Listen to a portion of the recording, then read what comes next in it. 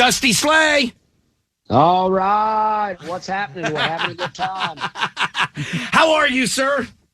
I'm doing great. Hey, how are you? I'm doing awesome. Thank you. I'm going to tell you right off the bat, dude, your special is great. Well, thank you. I appreciate that. It is very nice of you to say. Fantastic. And I'll tell you this, Western Sizzlin' brings back some memories. That's a hot spot. Western Sizzlin's one of the best. I just remember, like as a kid, I remember going there with the family. I can't tell you the last time I thought of Western Sizzlin', but man, did I enjoy hearing about it. Well, it's a great spot. I mean, I love a Western Sizzlin'. I guess I said some bad things about them, but I'll go in there and eat those green beans right now. You know what I mean? Also, can I tell you what made me laugh really hard? I won't give the whole special away, but and you do talk about you learned a special technique there, if you will. But I love hearing how much you talk about how much you love smoking.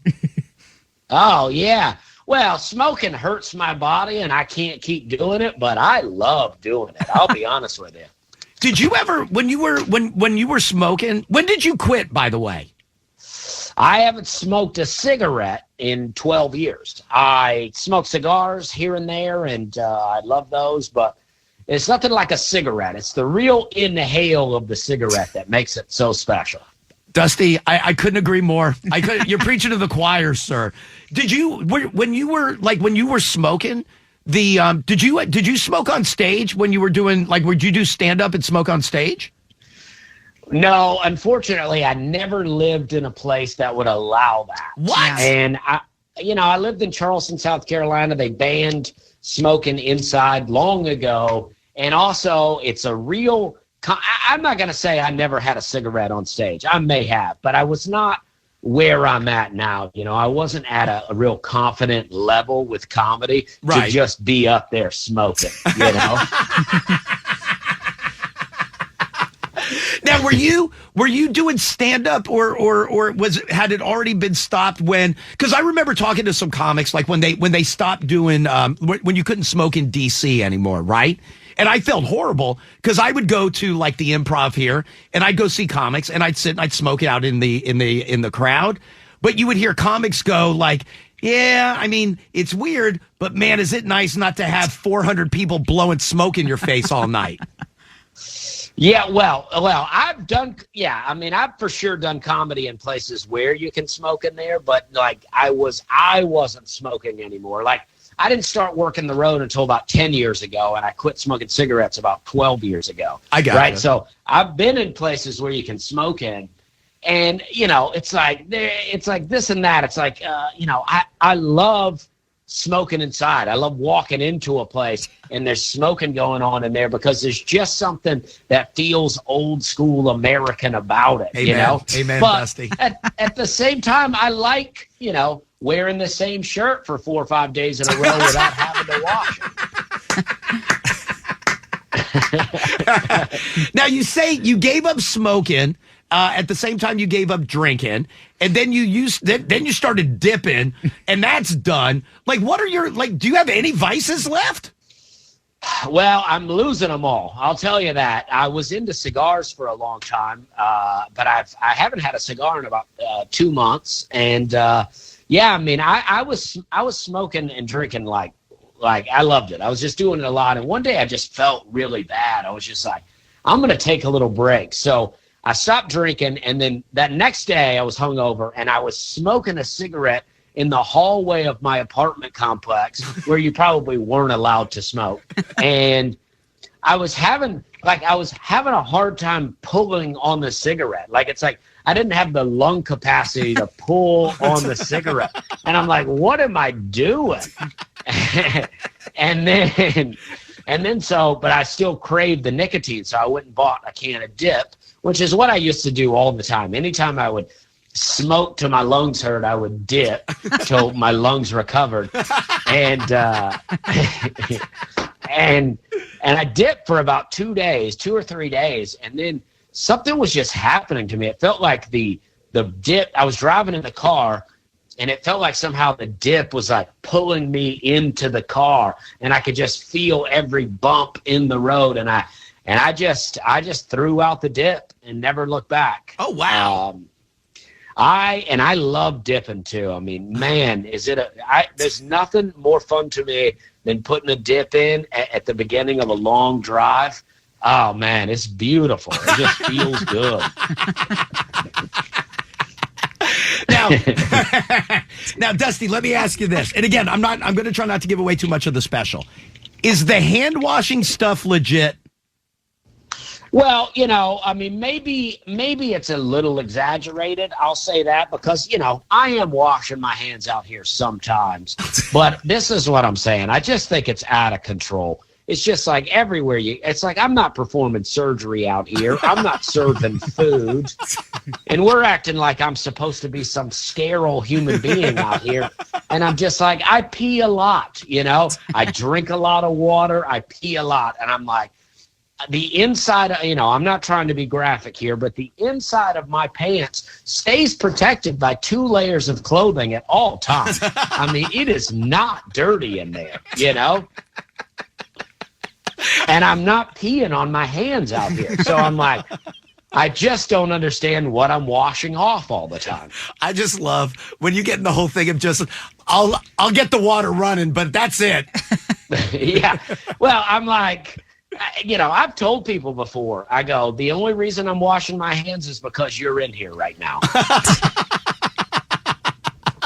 I don't know why I tell them that. They don't need that information, but there's something about it. I just feel like I'm being brainwashed if I'm just washing my hands all the time. Big soap has got it out here. And I will tell you this. So I'm watching the special, I should mention. It's called Working Man. It's streaming on Netflix.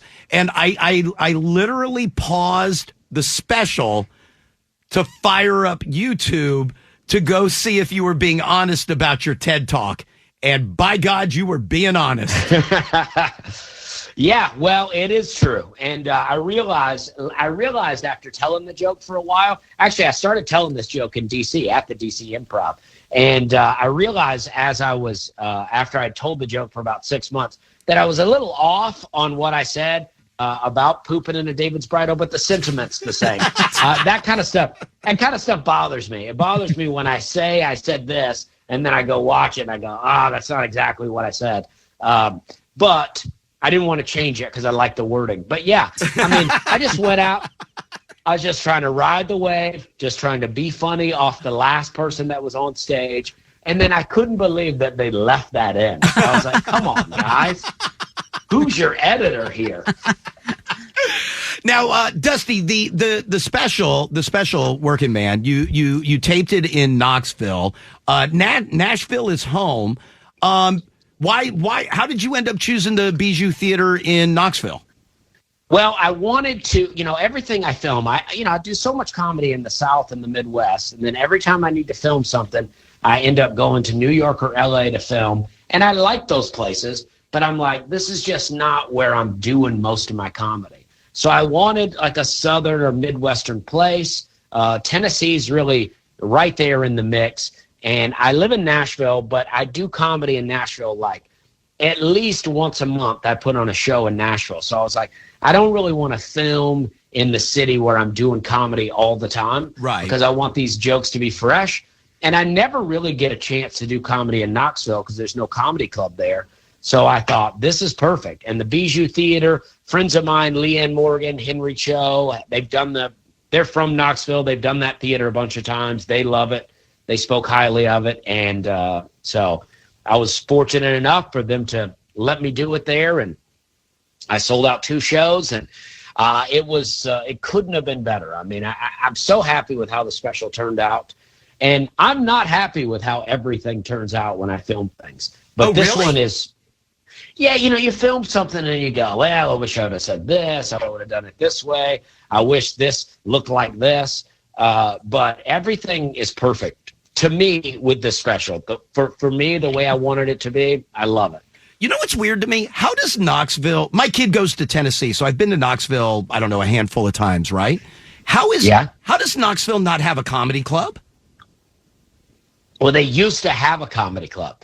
They had a club called Side Splitters, and they have a Side Splitters in Tampa. very successful. It's one of the best clubs in the country.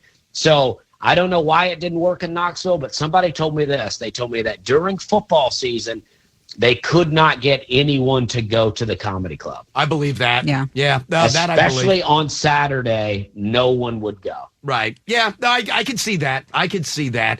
Hey, so let me ask you this. Going back to the special, did I read correctly that Netflix didn't, and I hope this doesn't come off offensive, Dusty, but did I thought I read Netflix didn't come to you and go, hey, Dusty Slay, we want you to do a special, that you went and you filmed it on your own and said, I'll do this myself. And then I don't know where it ends up, but I'm going to control it. I'll do it. And then if it ends up at Netflix, that would be top of the mountain. If I end up having to release it, just little itty bitty little bits at a time on YouTube, I'll do that also. But you went in and did the whole thing on your own. Well, that's exactly right. I mean, that almost sounds like you're quoting me directly. I mean, because, it's like things changed with Netflix to where it's like, unless you're like Dave Chappelle, they're not really coming to comics saying we're going to give you a special. It's kind of like you film it and then we'll buy it. And with some people, they kind of guarantee it. With some people, they say, we'll buy your special. We just need you to film it. I wasn't given any of that. I wasn't given any guarantees, but I knew I wanted to record a special.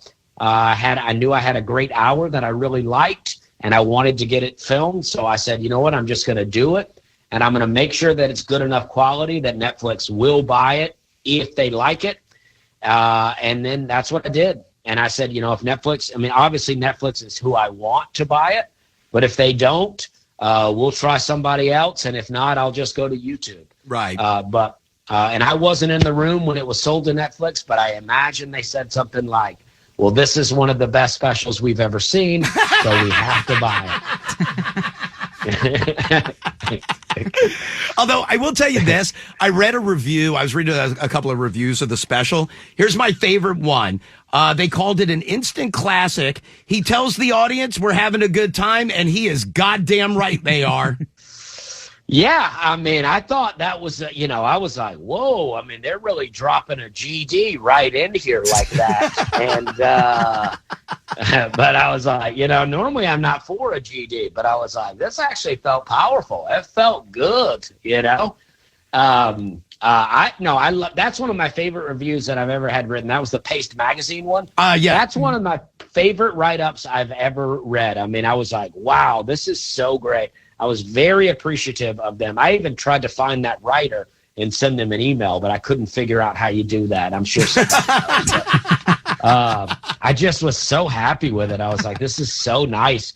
And yeah, well, the thing about it is a lot of my stuff is kind of, I feel like it's got a 90s, 90s vibe about it. So we wanted to bring it. We had that curtain brought into the Bijou Theater because the director and I talked, and he's like, I'd never seen a special with this color. And he said to me, when I saw this curtain, he said, it felt like your jokes, your material. And yeah, I feel like that curtain really gave it a super unique look. Right. And I love it. Nobody's ever had a curtain like that in the background. And Amen. To me, people told me that they said, you shouldn't say this. But I said, to me, it looked like a curtain or a wall in a trailer that has a lot of nicotine stains on it. And I said, that's exactly what I want. All right, last couple things, and I know I'm going to lose you here real quick. Number one, I saw something you posted online. It made me laugh so freaking hard, Dusty. The Christmas letter addressed to the people that used to live in your house. Oh, yeah. Dude. Well, we get those all the time. I've been living in this house for like 4 years now. We get these letters all the time. And it's to the people but it's like their whole story of like what's going on in their world. And you and your wife just sit down and read through the whole thing. Yeah, I'm told it's some sort of federal offense to open people's mail, but I feel like if it's coming to my house over and over again, I feel like that's free game. It's like, you're giving out personal info about yourself, and you don't even know that the people you're sending it to haven't lived here in 4 years. And I don't know what side of your house your driveway's on, but is that your big ass Santa inflatable? Oh, no, I went to, I faked it a little bit there so people wouldn't know exactly where I lived. Oh, he lives close to that big ass inflatable Santa. Yeah. Well, that guy, no, we were like, we got to get this guy. I mean, like, it is unbelievable. That guy has the smallest yard. He's in the cul-de-sac. So just the way his yard, I'm not criticizing his yard, just the way it's shaped, he has the smallest front yard in the neighborhood. And he filled that thing up with inflatables. I mean, it is unbelievable. All right, Dusty Slay's Working Man is now streaming on Netflix. Dusty will be at the Richmond Funny Bone July 19th and 20th. Dusty, the special is great. I appreciate the time, my friend. Thank you very much. I appreciate it. Hey, you got it. Thanks, Dusty.